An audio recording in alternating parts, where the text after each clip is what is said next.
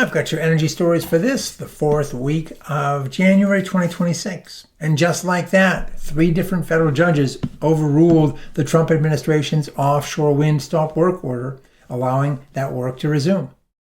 In the latest decision last Friday, January 16th, a judge granted Dominion's 2+ gigawatt offshore project a preliminary injunction that lets it continue work while a lawsuit challenging the federal order proceeds. The federal action from the Trump administration had cited an unspecified national security risk, but the 3 judges in their decisions pushed back, essentially saying the same thing, that the government had failed to demonstrate that any national security risk was so urgent that construction should cease, and that the project's economics were being harmed as a consequence of these government actions. Particularly fascinating in the Dominion case is that Mid-Atlantic regional grid operator PJM took the highly unusual step of filing an amicus brief, citing the need for the project's output and describing it as an integral component of needed new generation that PJM has been relying upon that can help mitigate the region's capacity constraints. The grid operator also noted that with long lead times for alternative new projects, the extended delay of the offshore wind project would cause, quote, irreparable harm to the 67 million Americans served by PJM. It also noted that there are national security benefits in the form of a stronger and more reliable electric grid, so take that. The grid operator's actions are laudable, especially given the pressure it is under these days, combined with the political risk of antagonizing the White House. Last week at a White House meeting, the administration and a bipartisan group of governors met, and they called on PJM to schedule a one-time emergency capacity auction that would dedicate supply resources for 15 years solely to new data centers. This in an effort to minimize costs affecting other ratepayers after we've seen these amazingly high 3 recent capacity auctions. The White House event didn't include any data company officials, nor did it include PJM. The administration claimed that this new approach would bring $15 billion worth of new power projects online and thus inoculate other ratepayers from cost pressures. However, it noted it can't compel PJM to take this action, which is probably a good thing if you step back for 1 minute and think about it.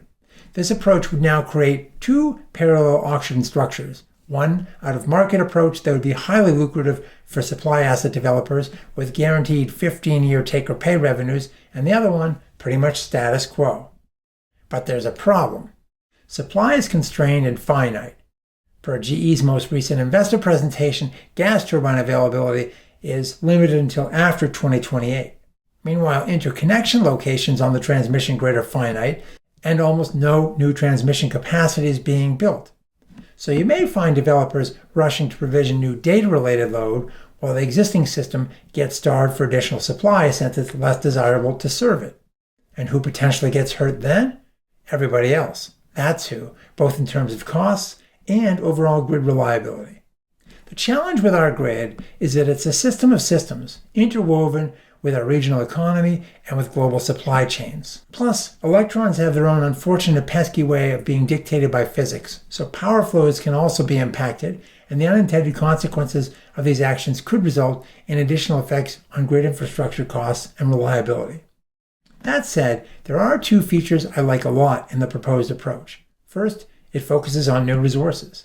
ISO New England used to have a separate price tranche for new resources, and it always made sense to me that one should have a price to entice new entrants versus a price to keep on paying for existing steel in the ground, where a single-year marginal cost signal otherwise isn't going to do much.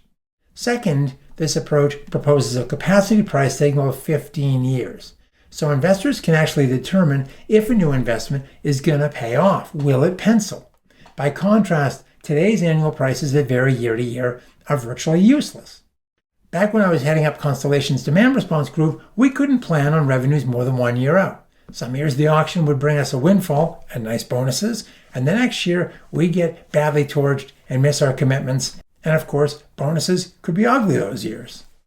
The design was, and is in my opinion, ill-advised. If the point of capacity markets is to pay for reliability, which in itself is more of a social good than a commodity, then perhaps it's time to send a price signal that matters and helps guarantee reliability.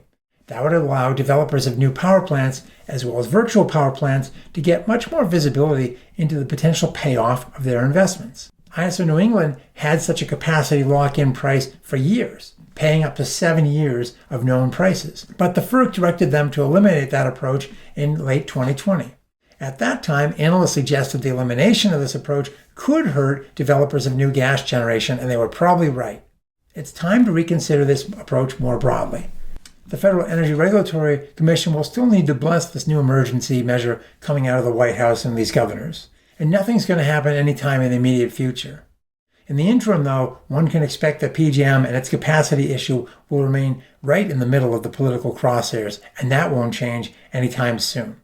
Well, thanks for watching, and we'll see you again soon.